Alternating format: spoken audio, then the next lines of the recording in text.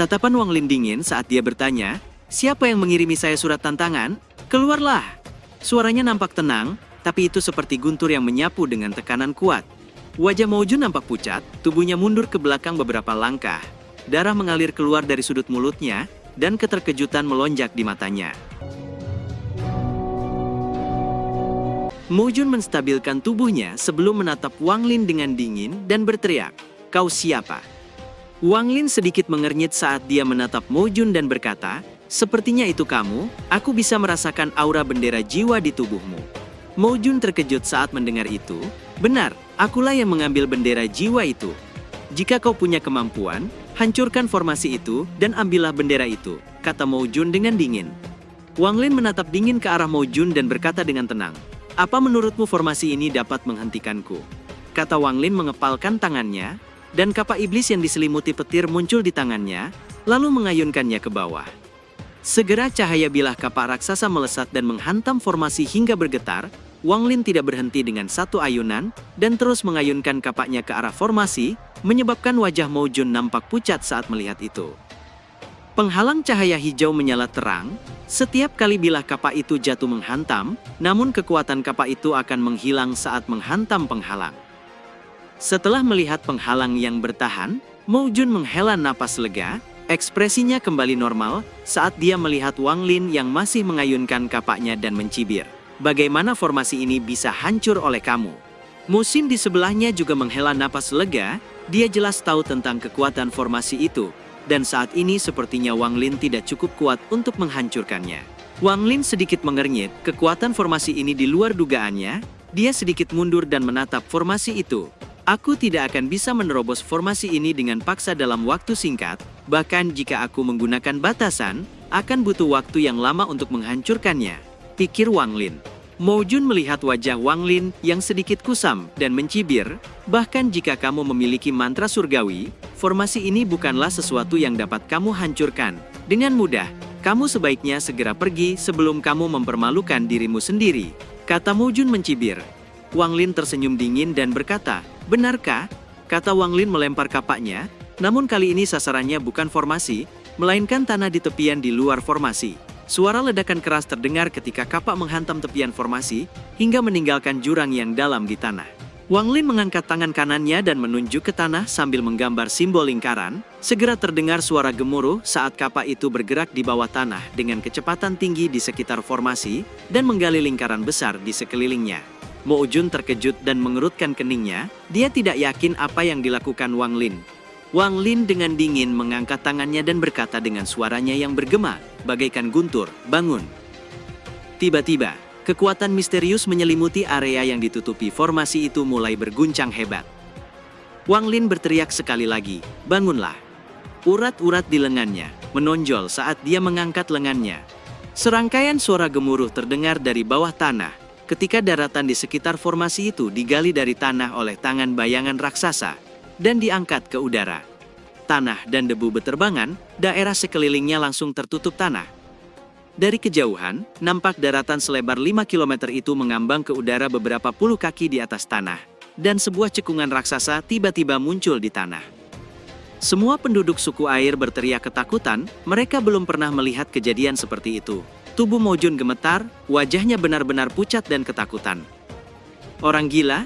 Orang ini gila?" Dia menggali tanah yang dilindungi formasi itu dari tanah, kata Mao Xin juga gemetar, ia tidak menyangka Wang Lin akan melakukan hal gila seperti itu. Wang Lin memegang tanah sebelum mengeluarkan suara gemuruh dan melemparkannya ke udara, segera daratan yang mengambang itu tiba-tiba terbang dengan kecepatan tinggi. Tubuh Wang Lin sekejap muncul di bawah tanah, ia mengangkat daratan selebar 5 km ini, seperti raksasa dan mulai melangkah maju. Kecepatannya sangat tinggi, sehingga setelah beberapa jam, dia tiba di lembah roh iblis. Ouyang dan lainnya segera keluar untuk menyambut Wang Lin, namun mereka semua terkejut ketika melihat sebidang tanah selebar 5 km yang dibawa Wang Lin, dengan penghalang cahaya hijau dari formasi yang mengelilinginya. Di luar lembah, Wang Lin mengangkat tangan kanannya dan daratan raksasa itu terbang ke langit, dia mengulurkan tangannya dan bendera 1 miliar jiwa muncul di depannya. Meskipun bendera 1 miliar jiwa itu tidak lagi memiliki 1 miliar jiwa, tapi itu masih kuat. Wajah semua orang di lembah nampak tercengang saat melihat bendera jiwa raksasa yang muncul. Mereka semua langsung membungkuk hormat. Wang Lin meraih bendera itu dan melambaikannya. Segera jiwa utama dan binatang kilin terbang keluar. Mereka segera muncul di sekitar daratan selebar 5 km itu. Segel di tangan Wang Lin berubah. Segera bendera itu membesar dan dengan cepat melilit seluruh daratan raksasa itu. Di saat yang sama, keenam jiwa utama mengulurkan tangan mereka dan menyemburkan api ungu, membuat seluruh daratan dikelilingi oleh api ungu. Gemuruh keras terdengar ketika banyak tanah yang terbakar dan runtuh, hingga hanya setengah dari daratan yang tersisa. Namun dengan adanya penghalang hijau formasi, api ungu itu tidak dapat sepenuhnya membakar semua yang ada di dalamnya. Wang Lin dengan tenang berkata, "Karena kamu ingin bersembunyi seperti kura-kura, aku akan menghabiskan 7 hari 7 malam untuk membakar formasi itu sepenuhnya sampai hancur. Setelah itu, semuanya akan berada di bawah kendaliku." Semua penduduk lembah nampak mendidih saat melihat pemandangan di luar lembah. Mereka semua nampak tercengang, rasa hormat mereka pada Wang Lin semakin tinggi. Setelah meninggalkan formasi, Wang Lin memerintahkan Ouyang untuk membawa 13 ke kedalaman lembah. Ouyang selalu mengikuti perintah Wang Lin tanpa bertanya. Setelah membawa 13 ke lembah, dia pergi dengan hormat. Saat ini, 13 masih tidak sadarkan diri. Meski dia bisa menyelamatkan 13, tapi 13 akan kehilangan kultivasinya. Seluruh meridian di tubuhnya telah hancur, jadi dia tidak dapat menyerap sedikit pun energi spiritual iblis untuk berkultivasi. Wang Lin mencoba memikirkan beberapa cara untuk memulihkan kultivasinya, namun tetap gagal. Jarinya menyentuh dahi 13 dan energi spiritual iblis memasuki tubuhnya dan berubah menjadi bintik-bintik cahaya ke 13 berlutut cukup lama sebelum bersujud 3 kali dan pergi tanpa menoleh sedikit pun. Wang Lin baru membuka matanya dan menghela napas setelah dia pergi. Di antara semua orang ini, 13 memiliki bakat terbaik. Dia memiliki pemahaman tentang bendera jiwa. Jika bukan karena masalah ini, dia pasti akan mencapai prestasi tinggi di masa depan. 13 kembali ke rumahnya dan langsung duduk bersila untuk mencoba mengolah mantra pemurnian jiwa. Namun setiap kali ia mencoba, gelombang rasa sakit datang dari tubuhnya. Ketika ia gagal, ia mencoba lagi dan terus bertahan terhadap rasa sakit yang datang. Pembuluh darah di tubuhnya menonjol karena rasa sakit dan sedikit keputusasaan muncul di matanya. Aku tidak akan menyerah, pikir 13, terus berkultivasi sambil menahan rasa sakit. Kali ini, saat dia menyerap energi spiritual iblis, dia merasa seolah tubuhnya dihantam oleh gunung raksasa, menyebabkannya batuk seteguk darah dan pingsan. Sementara itu, daratan raksasa di luar lembah masih dimurnikan oleh api, dan penghalang cahaya hijau yang melindungi daratan itu perlahan meredup. Di dalam daratan raksasa itu, semua orang dipenuhi keputusasaan saat melihat api di luar semakin membesar. Mo Xin membuka matanya yang putus asa. Dia menoleh dan melihat Mo Jun yang juga ketakutan dan berkata, "Ini adalah bencana yang kau bawa, dan kau menyeret seluruh suku bersamamu." Wajah Mo Jun nampak pucat, dan dia terdiam. "Orang asing itu bukanlah orang yang bisa kita lawan. Jika kau tetap keras kepala, kita semua akan terbakar habis oleh api. Bagaimana kau bisa duduk dan melihat seluruh suku mati di hadapanmu?" Kata Mo Sera, "Maksudmu?" Tanya Mo Jun dengan getir. "Kau telah melakukan kesalahan, jadi kau harus bertanggung jawab. Ini adalah satu suku kita bisa bertahan hidup. Jangan khawatir, jika kau mati, aku pasti akan memikirkan cara untuk membalas dendam untukmu. Begitu kami bebas, aku akan segera pergi ke kota iblis kuno dan melaporkan masalah ini pada Jenderal Sayap Kiri," kata Mo Xin. Mo Jun terdiam dan merenung, lalu melihat sekeliling dan melihat ketakutan di wajah orang-orang, lalu terbang melayang ke tepi formasi dan berkata dengan suaranya yang bergema, "Surat tantangan itu dikirim olehku. Datanglah dan lawan aku jika kau berani, tidak peduli aku menang atau kalah, jangan menyeret orang yang tidak bersalah ke dalamnya," kata Mo Jun. Wang Lin membuka matanya, tubuhnya sekejap menghilang dan muncul di luar lembah. Matanya dengan dingin menatap Mo Jun, lalu melambaikan tangannya, dan 6 jiwa utama berhenti menyemburkan api dan berputar di sekelilingnya. Setelah api menghilang, Mo Jun berjalan keluar, dia mengangkat tangannya, dan 2 kabut hitam muncul di tangannya. "Ayo bertarung," teriak Mo Jun. "Kau tidak memenuhi syarat," kata Wang Lin dengan dingin. Tangannya segera terulur menyebabkan ekspresi Mo Jun berubah, dan 2 kabut hitam di tangannya tiba-tiba padam. Di saat yang sama, tubuh Mo Jun terbang tak berdaya ke arah Wang Lin, dan tangan Wang Lin mencengkeram lehernya. Dengan sedikit kekuatan, terdengar suara retakan tulang, mata Mo Jun melotot, dan tewas seketika. Wang Lin melemparkan mayat Mo Jun ke tanah dan jiwanya disegel ke dalam bendera jiwa. Wang Lin mengulurkan tangannya dan daratan formasi itu dipindahkan ke sebelah lembah. "Buka formasinya," kata Wang Lin dengan dingin menatap Mo Xin. Tubuh Mo Xin gemetar, ia tidak menyangka Wang Lin akan membunuh Mo Jun secepat itu. Kultivasi semacam ini beberapa kali lebih kuat dari yang ia duga sebelumnya. Ia segera membuang pikiran balas dendam dan tidak berani membuat marah seseorang yang sekuat ini. Dia menghela napas getir dan menggambar simbol dengan tangannya, membuat formasi yang melindungi daratan itu menghilang. "Ouyang, tambahkan mereka ke anggota suku baru," kata Wang Lin, lalu menghilang ke kedalaman lembah. Ouyang segera bergerak. Semua kelompok Mo Xin segera dijadikan anggota baru. Mo Xin menerimanya dan tidak berani berpikir untuk melawan. Semakin banyak orang mulai mempelajari mantra pemurnian jiwa, dan bahkan Mo Xin juga sangat tertarik padanya. Dengan masuknya kelompok Mo Xin, jumlah anggota suku Lembah Roh Iblis meningkat pesat. Laki-laki dalam suku itu meningkat menjadi lebih dari 500 orang. Suku ini dapat dianggap sebagai suku berukuran sedang di antara suku-suku di sekitarnya. Dengan begitu banyak orang berkumpul, tempat itu menjadi agak sempit, jadi Wang Lin meletakkan formasi baru yang lebih luas. Setiap suku baru membutuhkan nama. Setelah Ouyang bertanya, Wang Lin menamakannya Suku Pemurnian Jiwa. Pusat dari area selebar 10 km ini adalah lembah, yang telah dijadikan area terlarang, sebagai tempat untuk Wang Lin berkultivasi.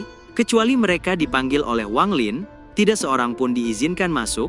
Selain itu, ada anggota suku pemurnian jiwa yang berjaga di pintu masuk.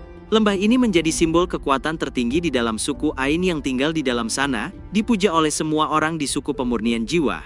Semua orang di suku pemurnian jiwa menghabiskan seluruh waktu mereka untuk berkultivasi. Selain orang-orang yang berpatroli, hampir tidak ada seorang pun di luar, karena semua orang berkultivasi di dalam rumah mereka. Hal ini menyebabkan suku pemurnian jiwa benar-benar berbeda dari semua suku lain di negeri roh iblis. Suku ini lebih tampak seperti sekte kultivasi yang baru lahir. Kehidupan Wang Lin menjadi sangat damai, karena dialah satu-satunya orang yang tinggal di dalam lembah itu. Semua rumah sebelumnya telah disingkirkan oleh Wang Lin, dan sekarang tempat ini hampir seperti alam surgawi. Di tempat yang mirip alam surgawi ini, Wang Lin membangun sebuah rumah kayu untuk berkultivasi dan menyerap energi spiritual iblis. Waktu berlalu dan musim dingin pun tiba. Wang Lin membuka matanya dan berjalan keluar dari rumah kayu. Dia melihat salju turun dari langit dan tenggelam di dalamnya sebelum bergumam. Sudah 2 tahun. Wang Lin terus berkultivasi. Kristal iblis di tubuhnya telah naik dari peringkat 5 ke peringkat 34. Semakin tinggi peringkatnya, semakin sulit untuk menaikkannya. Peringkat 3 sama dengan tahap pondasi, dan 10 kali lipatnya adalah core formation, dan langkah berikutnya 10 kali lipat lebih banyak. Alasan Wang Lin memutuskan untuk menyerap energi spiritual iblis adalah karena energi spiritual iblis dapat menyatu dengan energi spiritual surgawi, artinya itu dapat meningkatkan energi spiritual surgawi. Meskipun dia memiliki giok surgawi selama 100 tahun, itu tidak cukup untuk membawanya ke tahap akhir transformasi jiwa, dan jumlah giok surgawi yang dibutuhkan untuk mencapai tahap ascendan sangat banyak. Karena itu, jika ia ingin meningkatkan level kultivasinya, ia harus mencari jalan pintas lainnya, dengan cara mengubah energi spiritual iblis menjadi energi spiritual surgawi. Namun, jika dia bisa memikirkan hal ini, maka tentunya orang lain juga bisa memikirkannya. Sekarang semuanya tergantung pada siapa yang bisa menyerap lebih banyak energi spiritual iblis. Dalam 2 tahun ini, suku pemurnian jiwa terus berkembang. Karena kebutuhan akan mantra berikutnya semakin meningkat, orang-orang meninggalkan lembah untuk melatih diri. Setiap bulan akan ada kelompok yang kembali. Setelah menyerang suku yang lebih kecil, mereka akan kembali dengan tawanan dan jumlah kristal iblis. Mereka dapat menembus formasi musuh, karena formasi hanya akan melawan orang asing, dan hampir tidak berpengaruh pada penduduk asli. Formasi itu dibangun untuk bertahan melawan roh iblis malam, dan menjaga orang asing tidak bisa masuk. Seiring berjalannya waktu, jumlah penduduk suku pemurnian jiwa terus meningkat, dan tempat selebar 10 km tampaknya tidak cukup. Akibatnya, formasi diperluas sejauh 10 km lagi. Sekarang suku itu memiliki wilayah seluas 20 km. Suku itu dapat dianggap sebagai salah satu suku terkuat. Meningkatnya jumlah anggota suku menyebabkan peningkatan jumlah orang yang mengolah mantra pemurnian jiwa. Wang Lin tahu bahwa pecahan jiwa dalam bendera jiwa perlu dipelihara dan diasah agar dapat mencapai kekuatan penuhnya. Wang Lin pun memilih menggunakan bendera 1 miliar jiwa untuk memelihara pecahan-pecahan jiwa itu. Segel di tangannya berubah, dan bendera 1 miliar jiwa muncul dan melesat ke langit, lalu mulai membesar menjadi bendera raksasa, dan mengelilingi langit di area selebar 20 km dalam awan hitam. Awan hitam yang muncul, mengejutkan semua orang. Semua anggota suku bergegas keluar dan terbang untuk melihat apa yang sedang terjadi. Lepaskan pecahan jiwa ke dalam awan hitam beberapa waktu setiap hari, itu akan membuat pecahan jiwa semakin kuat, kata Wang Lin dengan suaranya bergema. Saat suara Wang Lin terdengar, semua anggota suku membungkuk hormat. Setelah awan hitam itu muncul, pecahan-pecahan jiwa para anggota suku itu melolong dan bergerak di dalam awan hitam sepanjang hari. Waktu berlalu, dan suku pemurnian jiwa mulai terbiasa melepaskan pecahan-pecahan jiwa mereka untuk dipelihara di dalam awan hitam. Dan awan hitam itu menjadi simbol unik dari suku pemurnian jiwa. Di dalam suku pemurnian jiwa, tidak semua orang mengolah mantra pemurnian jiwa. Beberapa dari mereka menjadi pemburu untuk menyediakan makanan bagi semua orang, dan 13 adalah salah satunya. Setiap malam dia mencoba berkultivasi dengan rasa sakit yang menyerang tubuhnya, namun dia menolak untuk menerima kenyataan ini. Saat ini ada banyak orang yang berada di tahap keempat, dan ada banyak yang memiliki lebih dari 10 bendera jiwa. Banyak jenius baru telah muncul dan menggantikan 13 sebagai orang paling kuat di bawah Ouyang. Semua ini terus-menerus menusuk hatinya. Karena itulah setiap kali ia pergi berburu, ia akan bertarung tanpa mempedulikan nyawanya. Akibatnya, ia hampir mati berkali-kali. Kalau saja tidak ada anggota suku yang membantunya, dia pasti sudah mati. Di rumah kayu, Wang Lin sedang mengamati sepotong kayu hitam di tangannya yang memancarkan gelombang cahaya iblis. Salah satu anggota suku menemukan potongan kayu itu di suku musuh dan memberikannya pada Wang Lin. Keesokan harinya, Ouyang membawa 13 yang terluka parah. Leluhur, saat berburu, 13 bertemu dengan binatang iblis yang kuat dan terluka parah. Wang Lin meletakkan potongan kayu di tangannya dan melihat ke arah 13. "Kamu boleh pergi," kata Wang Lin. Ouyang membungkuk hormat dan pergi. Setelah meninggalkan lembah, Ouyang menghela napas sambil melihat kembali ke arah lembah dan bergumam, 13, semuanya tergantung pada keberuntunganmu.